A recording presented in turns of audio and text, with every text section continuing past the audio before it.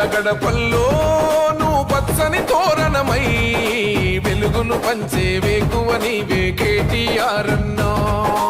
ఆకలి కడుపులకు ఆసరవే నువ్వై ఆపద తీర్చే గంటై నిలిచే ధైర్యం నువ్వన్నా.